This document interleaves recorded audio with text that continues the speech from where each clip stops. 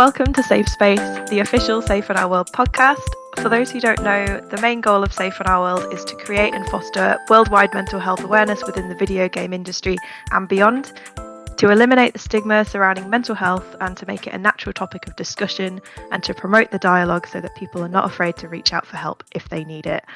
My name is Rosie, and today I am joined by Sarah and Jake for our very first episode of Safe Space. Hello. Hello. Hello. Hi, welcome. So I thought we could do a little bit of an introduction just to let people know who we are and what we're about before we crack on with Safe in Our World.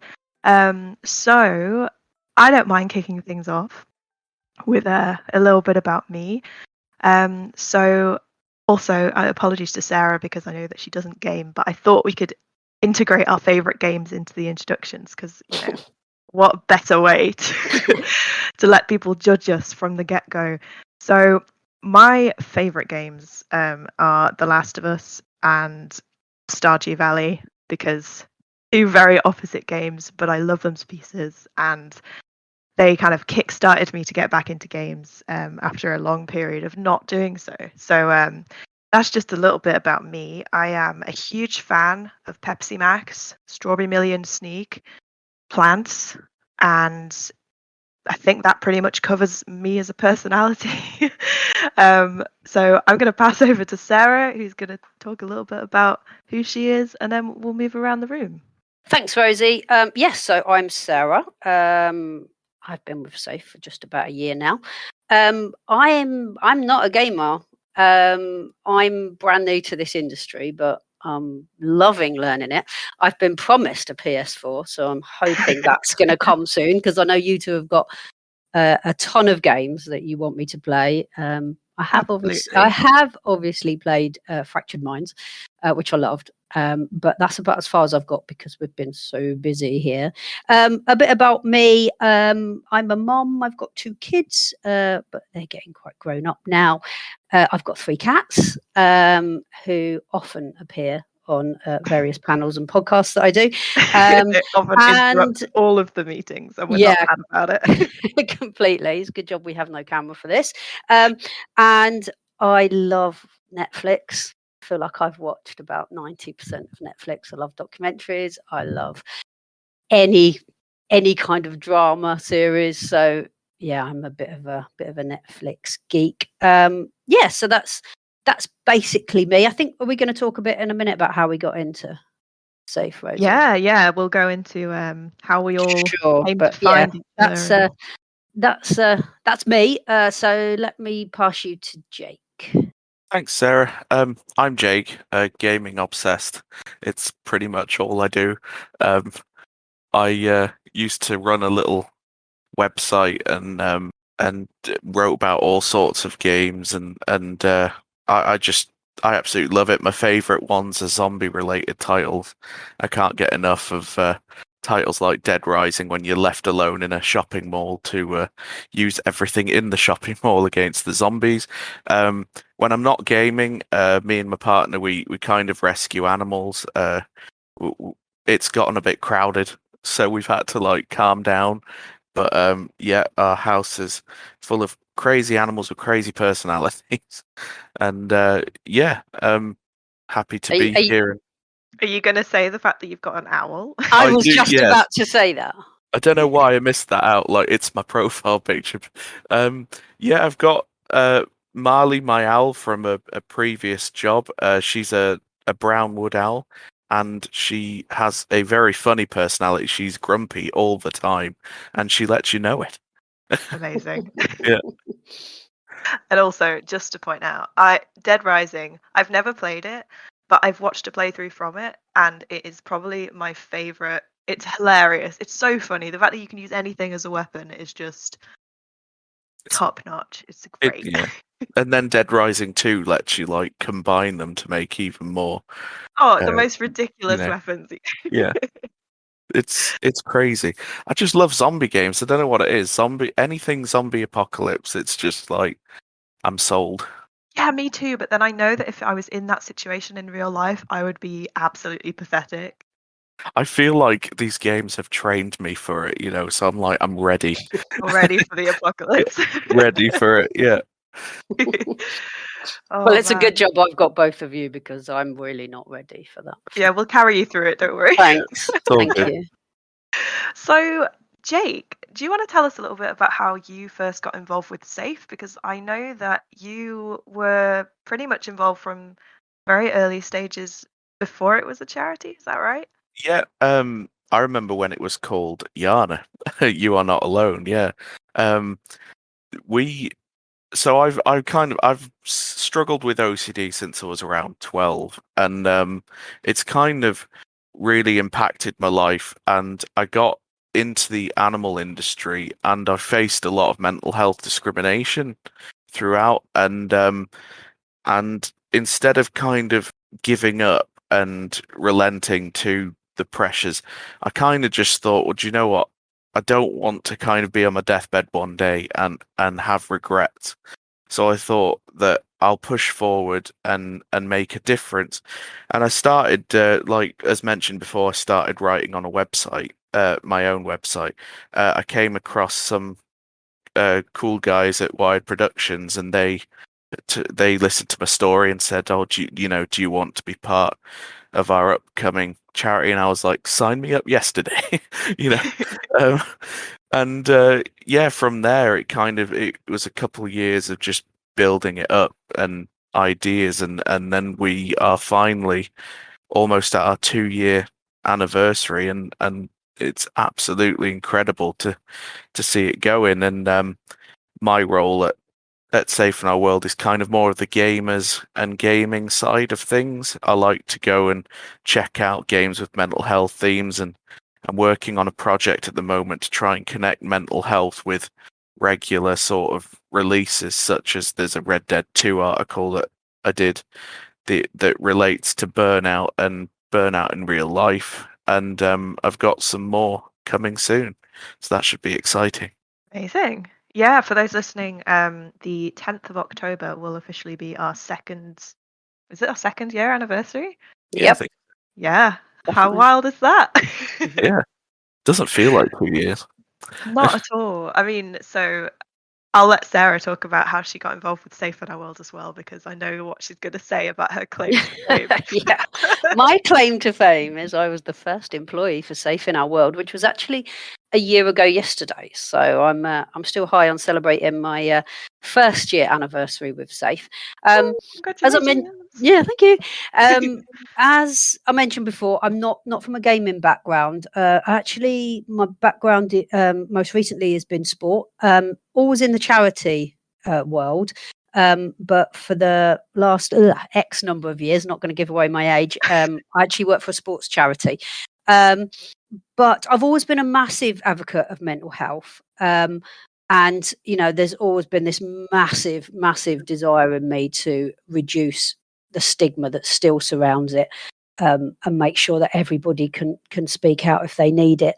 And in my previous role, I did actually help develop some programs that tackled mental health issues with a group of youngsters that were struggling at school. And we actually used golf as a medium to teach them some like confidence and resilience and control, which then actually helped them in school. So that was really interesting for me. That these youngsters were suffering with their mental health, and there was other ways that we could bring in some exercises, breathing exercises, and different ways.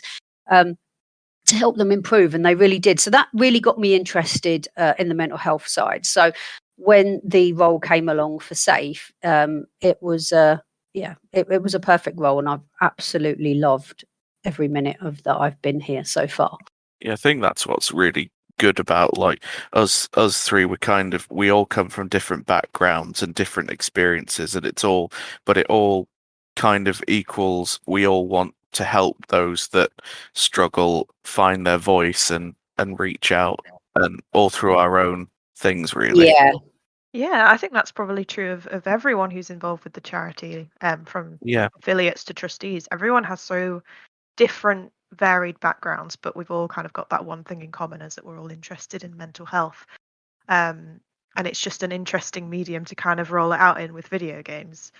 And that's kind of how I found out about Safe as well. So when I was working for a first aid charity, I met one of the trustees called Imi at NHS Nightingale, who, for those who aren't UK based or don't know about, was a big hospital constructed during COVID-19. And it was a bit of a mess, really, but I was the volunteer coordinator for a while, working there, and Imi was one of the volunteers with the charity that I was with at the time. And we kind of bonded over that sense of video games, and I think we were talking about The Last of Us coming out, part 2, and the trauma associated with that. And I learnt about Safe in Our World and what it was trying to do and what it stood for, and that just really resonated with me. And then, like Sarah said, the role came about, and I was like, I'm absolutely going to apply for this because it sounds so up my street, and I didn't even think about it at the time, combining the two together. So the super interesting way to get into it. Sarah, do you want to talk a little bit about what you do within Safe in Our World with the Level Up program and your training expertise? At Safe, I mainly look after the industry side of what we do. So I look after our Level Up program, whereby we just ask everybody within the industry to come together and join our program, and just commit to looking after the mental health of everybody who works within it. We know that our industry can be a very full-on place. It's often there can be a crunch culture. There can be long hours, can be hard deadlines. So it was really important that we came up with a program that tackles this and makes sure that everybody within our industry feels that they work in a safe and supported environment. I think even a UK survey a couple of years ago suggested that people within our industry suffering mental health conditions is something like 31%, whereby it's only 17% nationally. So it was time that somebody took this seriously, and that's exactly what we're doing here at Safe. So it's a program, it's free to join. And when you do join, all we ask is that you tell your staff and your employees that you've joined. And then start to commit to change over the next 12 months. So that might be to write a policy, it might be to get some of your staff trained up, it might be to think about getting a mental health ambassador or a champion. So there's lots of different ways that you can make that first step. To make sure your teams and your talent really feel like they're being looked after, and that their mental health is as important as their physical health. So that's in a nutshell what Level Up does. We've got an exciting bit. I don't know if I'm allowed to talk about this now, but we've got an exciting new bit of the website coming up for members of Level Up. It's got a ton of resources and offers. So that's something that's coming up over the next week or so. But just alongside that, I do look after the training as well. So via us, you can get trained up if you just want your whole staff trained up with mental health awareness, or we do first aid training courses, and most recently we've just launched our community manager training. I'm very conscious that I'm talking a lot. No, keep but going. Just quickly on the community manager training, because it is an amazing course. We've had fantastic feedback already. So it's a course that we're rolling out, hopefully going to train up something like 200 people. 200 community managers, or anybody really in a customer facing role within our industry. We know that role can seem really overwhelming, limitless, and you're constantly on. So having spoken to lots of them to chat about what issues they face on a daily basis, we've designed a course especially for them, which will give them knowledge, confidence, and practical skills to set some boundaries so that they are not working constantly, provide non-clinical mental health support, and not only take care of their community, but take care of their own mental well-being too. And on that, if that is a role that you're in, for anyone who's listening, we do have some spaces spare. So you can apply via our website on the training page. But yeah, there's lots and lots of training that we're offering, lots more that we're looking at. So do make sure you check that out on our website. We've also had some fantastic feedback already from people who've completed the course, which is amazing. So we've already had, by the time of this going out, nearly 3 groups complete. Is that right, Yes. Sarah? Yeah, we have. Yeah, we're just rolling out. Yeah, the 2 in September, 2 courses. So yeah, we have still got some spaces, but they are filling up quick. So if you are interested, I recommend that you complete the application form as soon as possible. Yeah, absolutely. And there's some really valuable conversations going on there between lots of different people who are in the same role but have varied experience within it. So I would highly recommend that if you're interested at all, to go and sign up and see what's going on there. Yeah, because at the end of it, we do hope to have a community of community managers to chat to each other, share best practice, and just feel like they're supported, because it can be a really lonely role. Yeah, And that's one thing absolutely. that we really want to have a look at coming out of this training, is how can we, just make sure people can talk to each other and support each other in quite an isolated role sometimes. Yeah, especially if it's if you're more on the content creation side rather than the industry side, you might not have a manager as such to talk about these things with. So that's also a really important thing that you can learn on the course, is how you can support yourself in the absence of that. It's always handy to have some support, and definitely in content creation. It's just with the recent events on Twitch and whatnot, it feels like these courses are tailored to self-care as well, and looking after yourself, and noticing when others might need that nudge to reach out and take the right steps forward. Yeah, Yeah. being able to spot the signs in both yourself and others is so important to recognize that you're struggling. And that's what So we aim to do, really, isn't it? We're trying to bridge the gap between helping people recognize their own mental health and then taking those first steps. And I think that through things like our courses, our Safer Together Discord channel, and our social media and website, I feel like successfully we've already had people talking and people pushing boundaries that they perhaps couldn't before, and we've definitely had feedback that Safe in Our World has really helped them find their voice and have a voice, and it's wonderful to know that we're having that effect. So if you do want to get involved, there are ways on our website that you can get in touch. And yeah, absolutely. There's a lot of like-minded people within our community, both affiliates and others as well. So it can be a really nice, safe space to talk about mental health without fear of being judged. I'll talk a little bit about what I do within the charity as well. So I tend to look after the social media and the website side of things for the charity. I manage the website content and a few of the other projects, such as a Safe in Our World bundle, which we have done in the past and we may or may not be doing in the future. Fundraising events, podcast, which I don't know if can count because this is obviously the first episode, but I'm absolutely counting it. And supporting the affiliates within Safe in Our World, such as the ambassadors and patrons. So it's kind of a varied role, which I love because you get to talk to so many different people and with so many different experiences, which is amazing. And that's kind of also what led on to why we wanted to do the podcast in the first place, because having these conversations with lots of different people and hearing about other individuals' experience within the game space can be super valuable for a lot of people listening who might not feel as though they can talk about it with their loved ones or their friends.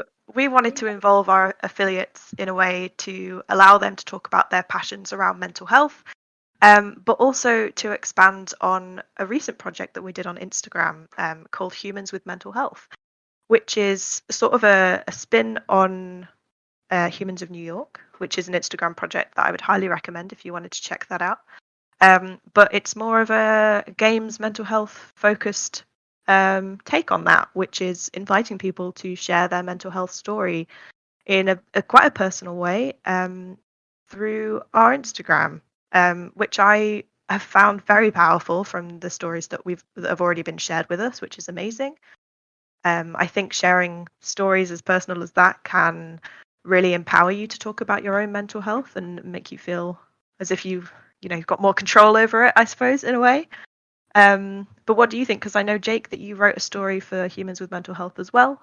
Yeah, I mean, I'm a big believer in. I think that with lived experience, I think it can help others kind of find hope, because sometimes with a lot of mental health struggles, people are often they're often feeling alone, and I know somebody in college told me that they had OCD too. I didn't feel quite alone, and I think that these humans with mental health stories are so powerful, and I think it really helps to reach out to those people that are, you know, behind the screen and perhaps nervous or scared of sharing it, and sometimes it's enough just knowing that there's people around there that are struggling in the same way, to not feel so alone, basically, really. And I think that's the most important thing, is to really push out the fact that, you aren't alone, and we've got your back, kind of thing. And I think that those stories are what can help push people forward into searching for themselves, their own mental health, and making those first steps into reaching out for help. Yeah, absolutely. I can know that when I wrote my piece for it, I spent days just staring at this piece that I'd written, and I was just like, I need it to reflect my story well, but it's also very difficult to get those words out and to actually articulate how you were feeling at a certain time or how you're feeling now. And going through that journey again can also be quite a emotional experience to have to live through. To write it down physically and read what you went through is a huge Mm, thing. So it yeah. shouldn't be understated about how amazing it is that people are able to share these stories, because it certainly wasn't easy for me, and I know that it wasn't easy for a lot of people as well. I How think did you feel afterwards, Rosie? Once you'd written it down, did you feel like it was a bit of a release? Oh, like a weight absolutely was lifted 100%, because it felt like I'd been able to throw my brain on a page and it stuck and it wasn't in my brain anymore. So I Yeah, didn't have to that's constantly be thinking about it um, and trying to make sense of it. It was kind of almost a process for me to actually process the story, I guess. yeah, and that's really important, isn't it, with mental health? I know some courses I've done recently talk about journaling. When you get something out of your head and onto paper, it actually helps you. Absolutely. yeah, I fully recommend having your own journal, or for me, I've got my own Discord server where I just pour my heart and soul out just to get it out of my head, because it does help for me. It doesn't help for everyone, and I think everyone will have their own coping mechanism to be able to process things. But if you haven't tried it, I would highly recommend it.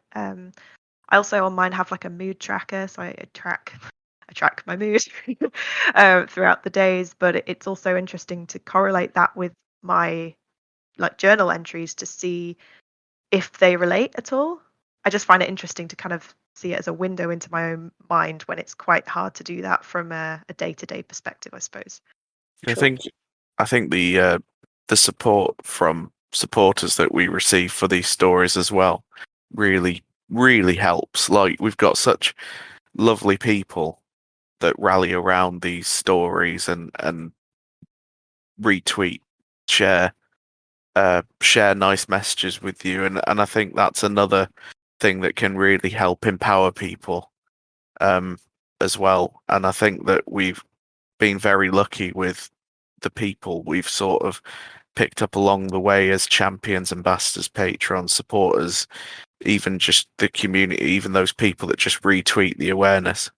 I think it all absolutely helps, especially if, it can be so exhausting when you do write about your story, and for some, it can leave you feeling, you know, very sort of worn out and vulnerable. But then you get nice comments. I know that I did one about my granddad and Star Wars, and I felt like it was lovely to get out, but my God, it brought everything back, uh, front and center. And there was one of our ambassadors, Miss Chaos. She said something lovely on Twitter, and it kind of it was just lovely to see that support. And then you kind of left feeling, well, it's not so bad, and you're not alone, and you know what I mean. It just it's encouraging.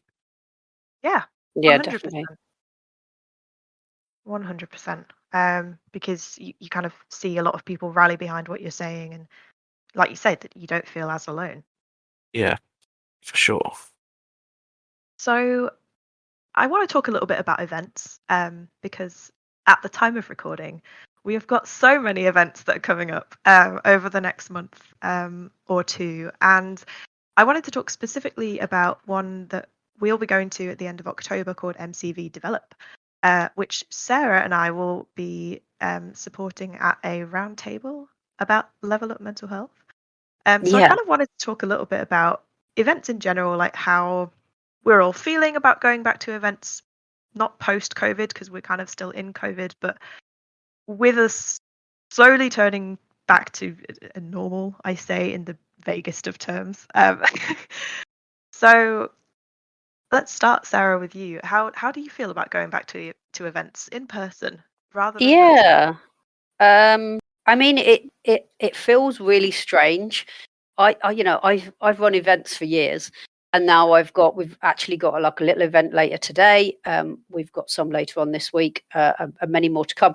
And I'm excited. I'm excited to get back out there. I'm excited to meet people. I mean, I know this sounds really daft, but Rosie and I have never met Jake on this It's really podcast. bizarre. We've known each other So for we're going to almost a get to year. meet Jake this week, which is going to be amazing.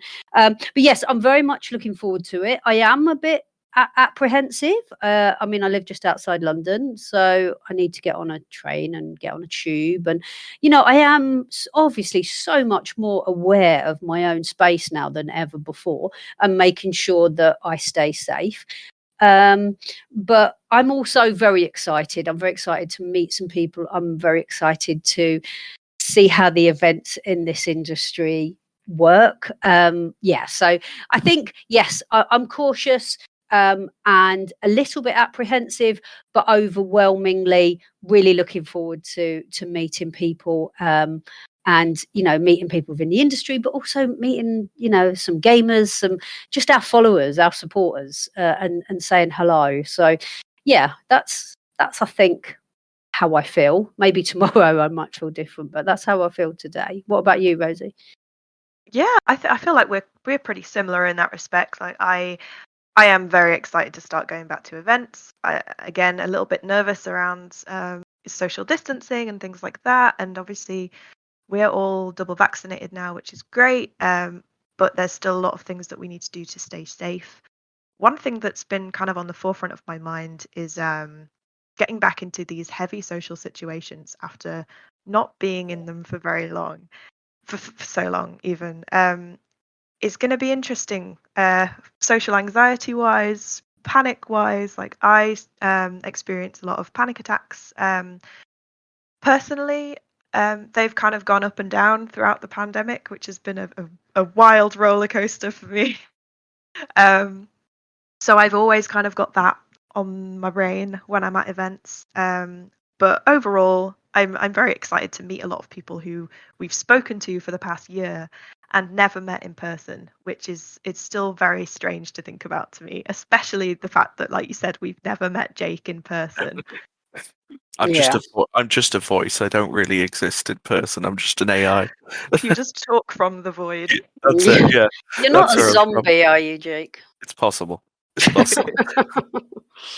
And what about you, Jake? Because I know that Yeah, you've obviously been to games industry events before yeah. COVID was a thing.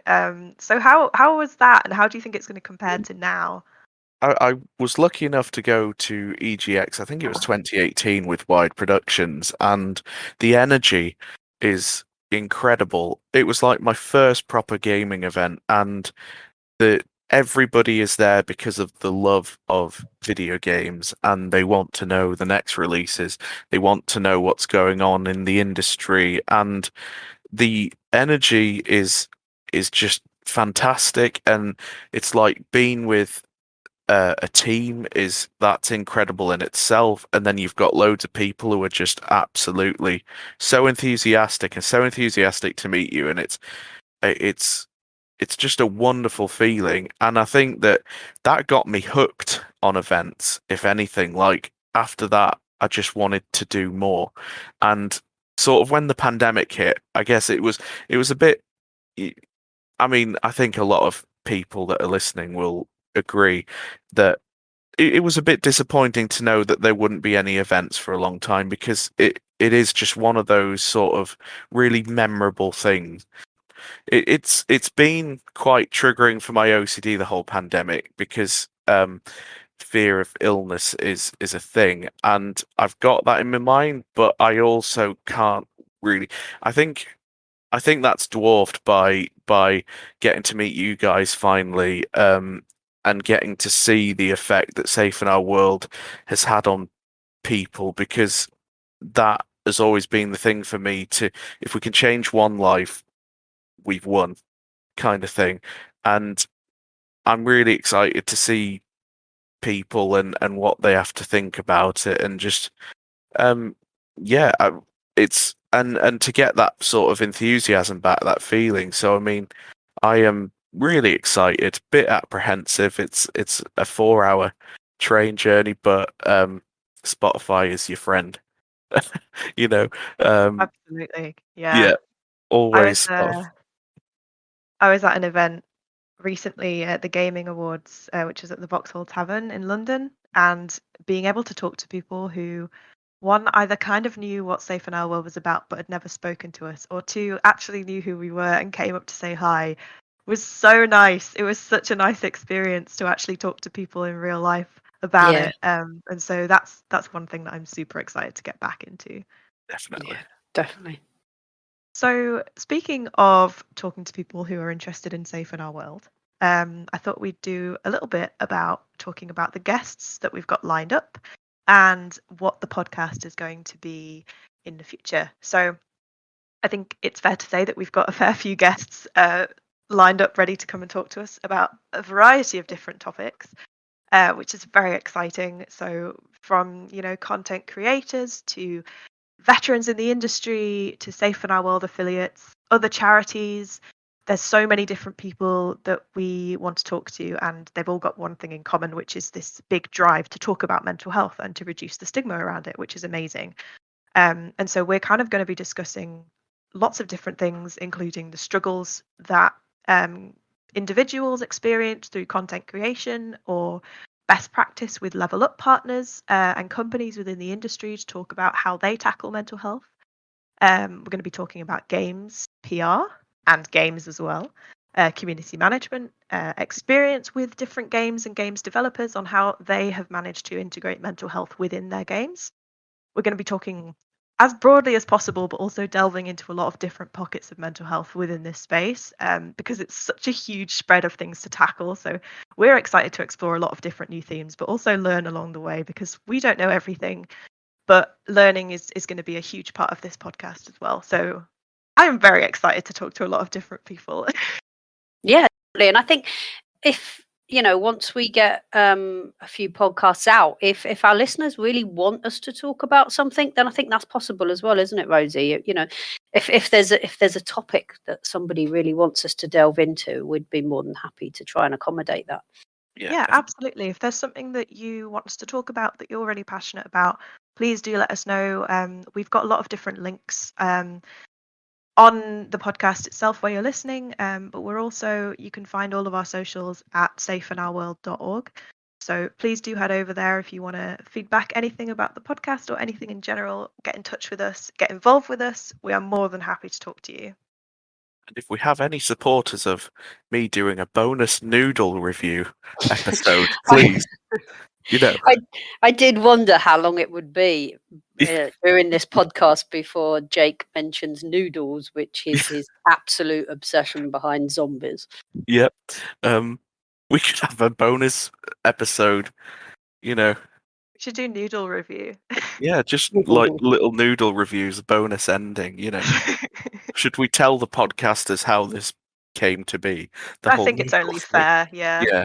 So, well, I was sat in a Teams meeting and the sound notifications weren't working, and I was sat there with a pot of noodles and I was silently reviewing them to myself. You know, It's just a as you normal do, thing to do, right? as you do, and now it's become a thing. And in one of my friends' discords, I'm my in-game name's Dark Sonic, and I'm Dark the Noodle Dude. Amazing. Yeah. I do think it's about 80% of our meetings talk about food, and 65% of those conversations are about noodles. So it's Of course. Yeah. a big part of our lives right now. It is. So moving on from the noodle discussion, which I'm sure will be featured back in more episodes, that was our first episode of Safe Space. I hope you learned a little, hopefully a lot, about who we are, what we do, and what we're trying to achieve within the charity, but also for the podcast. We wanted to leave it on a higher note, so if you're struggling, please know you're not alone. There is support out there, and if you're looking for somewhere to start, please visit our website at safeinourworld.org to find a list of global helplines as well as lots of information about different feelings and symptoms. Be kind to yourself. Self-care is not selfish. Thank you for listening.